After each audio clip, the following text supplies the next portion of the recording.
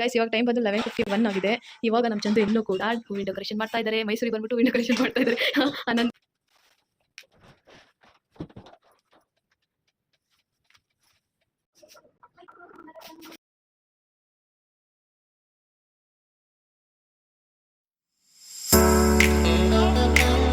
Hi hello ನಮಸ್ಕಾರ, ನಾನು ನಿಮ್ಮ Divya. Welcome back my YouTube channel.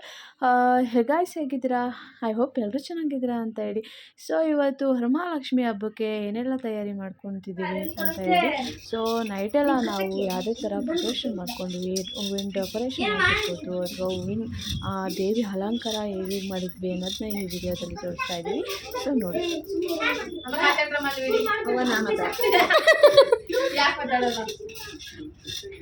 ನಮ್ಗೆ ಮಾತು ಬರಲ್ಲ. ಕಮೆಂಟ್ ಬಂದಿದ್ ಕಣಮ್ಮ, ನಿಮ್ಮ ಅತ್ತೆ ಕೈ ಮಾತಾಡ್ಸಿ ಅಂತವ. ಭಾಗ್ಯಂಟಿ ಜೊತೆ ಮಾತಾಡ್ಸಲ್ಲ. ನಾವು ಸುಮ್ಮನೆ ಬಿಡ್ದಯ್ಯ ನಮ್ನೆಲ್ಲ ಗೋಳಿಕೊಂಡು ಇದೇನೋ ವಿಡಿಯೋ ಮಾಡ್ಕೊಂಡು ಗೋಳಿಕೊಂಡು ಹಿಂಸೆ ಕೊಡ್ತಾ ಇದ್ದಾರೆ. ವಿಡಿಯೋ ಮಾಡಕ್ ಬರಮ್ಮ ಅಂತಂದ. ನಾನ್ ಮಾತಾಡಕಲ್ಲ ಕಣವ, ನಾನ್ ಬೇಕಾದ್ರೆ ಹೋಗಿ ಕುತ್ಕೊಳ್ತೀನಿ ಅಷ್ಟೇ, ಮಾತಾಡಲ್ಲ. ಯಾಕಮ್ಮ ಮುಜುಗರ ಆಗುತ್ತಾ? ಯಾರು ಕೇಳ್ತಾವ್ರೆ ನಿಮ್ಮ ಮತ್ತೆ ಕೈ ಮಾತಾಡ್ಸಿ ಅಂತ. ಆಮೇಲೆ ಭಾಗ್ಯಂಟಿ ಜೊತೆನೂ ಮಾತಾಡ್ಸಿ ಅಂತ ಇದ್ರು. ಇಲ್ಲ ಅದೇ ಮಾತಾಡ್ಸಿ ಅಂತ ಹೇಗಿದ್ದೀರಲ್ಲ. ಏನ್ ಜನ ಅಂತ ಬಗ್ಗೆ ಇವತ್ತು ಮಾಡೋರು. ಹೊಳದರ್ಸಿಪುರದಲ್ಲಿ ಸಖತ್ ರಶ್ ಇತ್ತು.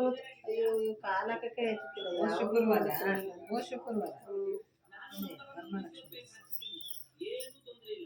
ತುಂಬಾ ಜನ ಇವಾಗ ಮಾಡ್ತಾ ಇದ್ದಾರೆ ನಾಳಿಕೆ, ಅದಕ್ಕೆ ಸಖತ್ ರಶ್ ಇವತ್ತೆಲ್ಲ. ಸರಿ ಇಲ್ಲ ಹೂವಿನ ರೇಟಲ್ಲಿ ಸರಿಯಾಗಿ ಬಂದಿಲ್ಲ ಅಂತಾನೆ.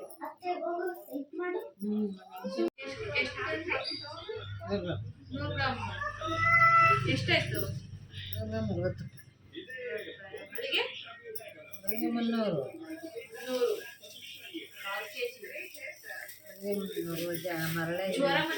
ಮರಳೆ 100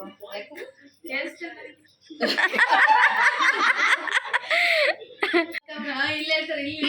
ಇಲ್ಲಿ ಫೋಕಸ್ ಮಾಡಿ. ಇಲ್ಲಿ ಜಾಜಿ 100 ಇದೆಷ್ಟು ಕನಕಾಂಬರ ಕೆಜಿ ಎಷ್ಟು ಕೆಜಿ ಎಷ್ಟು ಕಾಲ್ ಕೆಜಿನ ಏನು ಅಂತ 100 ಗ್ರಾಮ್ 100 ರೂಪಾಯಿ.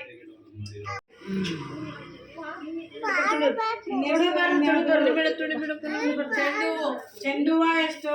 ಅಯ್ಯೋ ಅದು 100 ರೂಪಾಯಿ. 40 ರೂಪಾಯಿ. ಎಷ್ಟು? ಅದು ಎಷ್ಟು? 100 ರೂಪಾಯಿ ಕೆಜಿ ಅಲ್ವಾ? ಕೆಜಿ 100 ರೂಪಾಯಿ. 150 ಹಳದಿ, 150 ಕೆಂಪು. 120 ರೂಪಾಯಿ ಹಳದಿ ಕಲರ್. ಇದು 120 ಕೆಂಪುದು ಅಂತಂದ್ರೆ ಒಂದೂವರೆ ಕೆಜಿ ತಗೊಂಡೆ. 150 ಇದು.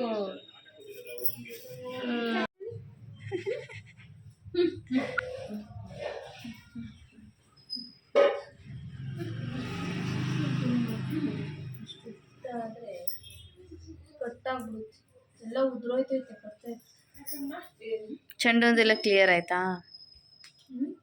ಚೆಂಡೋದೆಲ್ಲ ಇನ್ನೊಂದು ಸ್ವಲ್ಪ ಕಟ್ಬೇಕಾ? ತಗೊಬನ್ನಿ.